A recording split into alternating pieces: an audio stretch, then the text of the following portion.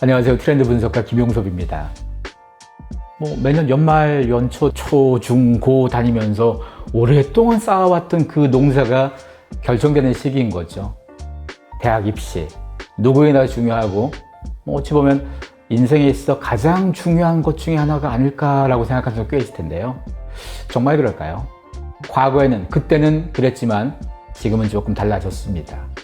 우리가 대학 가는 가장 큰 이유가 뭘까요? 좋은데 취직하기 위해서 나의 사회적 가치, 사회적 역할을 하는데 졸업장이 필요해서 이거 아니겠습니까? 근데 점점 사회에서, 산업에서 대학 졸업장의 가치를 아주 중요하게 보지 않는다면 오늘 이 내용은 지금 이번에 대학 입시하신 대학생분들, 부모님도 한번 생각해 봤으면 좋겠습니다.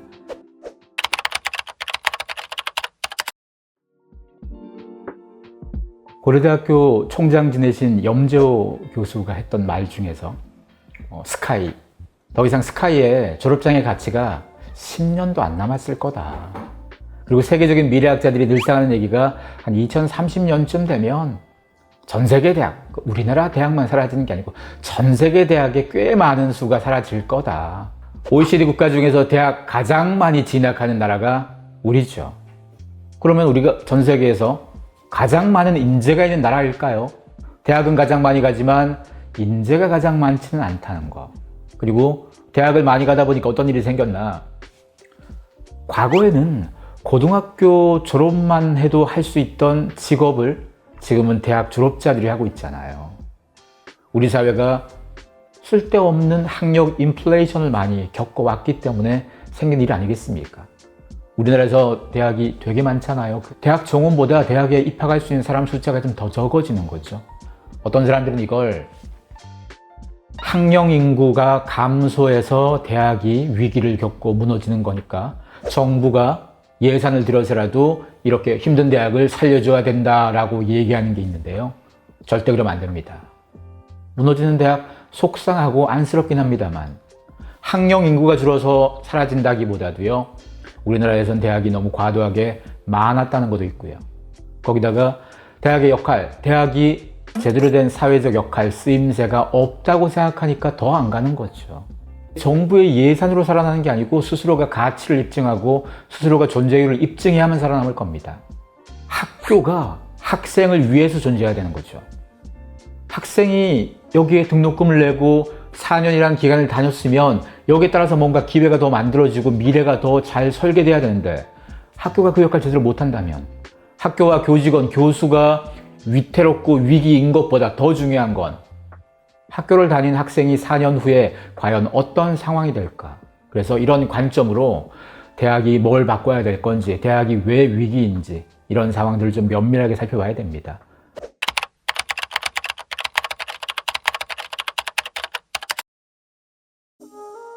한 번 들어간 자신의 첫 번째 전공에 대한 생각을 너무 많이 가지지 마세요.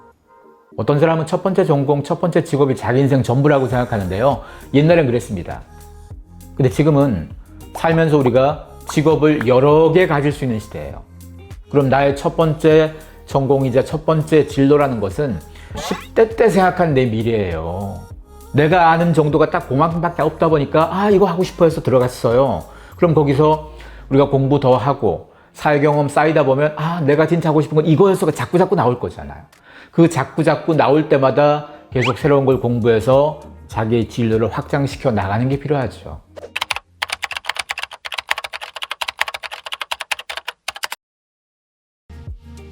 마이크로 칼러지라는 개념들이 있습니다. 이제까지 대학이 4년이었잖아요. 그리고 대학을 누가 갔습니까? 고등학교 졸업한 사람들이 대학을 갔죠. 근데 앞으로의 대학은 누가 많이 갈 거냐? 직장인들이 더 많이 갈 수도 있습니다. 내가 지금 실무를 하거나 뭘 배워야 되는데 몇 주짜리건 몇 달짜리건 이거 저녁 해도 되고 주말 해도 되고 내가 일해가면서 배우는 건 거예요. 우리나라에서 마이크로 컬러지의 가장 열심히 인 학교 카이스트죠. 왜? 그게 살아가는 방법이라서 그렇습니다. 우리 평생에서 고등학교 입시 때 이만큼 공부했다가 대학 들어가면 또 쑥 안 하죠. 그러다가 대학 들어가서 취업한다고 바싹 공부하죠. 그리고 사회에 나온 다음에 공부를 많이 안 하고 놀았던 거였죠. 이게 대부분 기성세대의 모습이었습니다. 문해력이라는 것은 새로운 걸 계속 읽고 배우고 체득하면서 쌓아져 가는 건데 우리가 그게 점점 취약해지는 건 성인이 되어서 공부를 안 해서 생긴 일이 아니겠습니까? 그래서 이제는 이러지 말고 공부를 앞으로 취직해서 계속 해야 될 겁니다. 그렇게 해야지 자기의 가치가 계속 올라가겠죠. 또 이렇게 얘기하면 어떤 분들은 아니 그렇게 공부를 또 평생 해야 돼 이렇게 속상하겠지만 어쩌겠습니까? 세상이 빨리 바뀌잖아요. 바뀌는 시대에 자기의 가치를 계속 발현시키려면 어쩔 수 없죠. 공부할 수밖에 없습니다.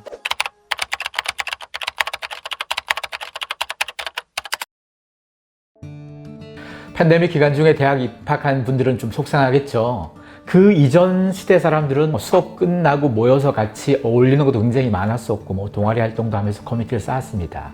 근데 이게 안 되는 거죠. 그래서 기성세대 시각으로는 아우 불쌍해 이렇게 생각할 수도 있겠지만 정말 그럴까요? 모든 방식이 옛날 걸 계속 고수할 필요는 없습니다. 이제까지 우리 학교는 대부분 특정한 물리적 기반에서 존재하죠. 서울에 있거나 어떤 기반이 있으면 거기에 모여 있었죠. 근데 점점 학생들이 다니는 학교가 가상 공간 속에서 자꾸 만들어진다면 어떡할까요? 미네르바 스쿨이라는 학교는 비대면 수업하잖아요. 팬데믹 이전부터도 계속. 오프라인에서 모여서도 활동을 하지만 수업은 전 세계 어디에 학생이 나가 있어도 수업은 미국에 있는 선생들하고 저녁에 비대면으로 수업합니다. 비대면으로 온라인으로 선생님이 하는 강연을 일방적으로 지켜보고 끝나는 게 아니고요. 주고받는 토론을 합니다. 비대면이 가지는 가장 큰 장점이 내가 어떤 공간에 있더라도 연결될 수 있다는 거잖아요. 우리가 오프라인 공간에서 계속 살던 사람들은 이런 비대면 상황이 단점으로 보이겠지만 반대로 효율성이라는 측면을 보자면 엄청난 장점이죠. 내가 어울릴 수 있는 학생이 내가 서울에 있는 학교를 다니면 서울에 있는 학생들하고만 어울렸다면 비대면 공간에서 학교가 또 비대면의 캠퍼스를 만든다면 그 학생은 나는 서울에 있는 사람이지만 누구는 뉴욕에 있고 누구는 도쿄에 있고 누구는 베이징에 있고 전 세계 학생들이 다 연결될 수도 있겠죠. 이건 서로의 커뮤니티가 훨씬 더 확장되는 개념 아니겠습니까? 대학이 바뀌는 건 단지 수업 내용이 바뀌는 게 아닙니다. 대학이 갖고 있는 존재 가치가 바뀌는 거고 대학의 역할 그리고 대학에서 사람들과의 관계 형성 모든 것들이 바뀔 겁니다. 그래서 바뀐 세상에 맞는 새로운 기준점들을 자꾸 찾는 게 우리에게 좀 도움이 되겠죠. 자기가 가고 싶었던 학교에 진학 실패하면 좌절감과 상실감이 되게 컸을 겁니다. 인생에서 그게 가장 중요하다고 여겼던 사람들 있고 여전히 특정 대학에 목숨 건 사람 여전히 많습니다. 하지만 한 가지 명심해 두십시오. 세상이 많이 바뀌었습니다.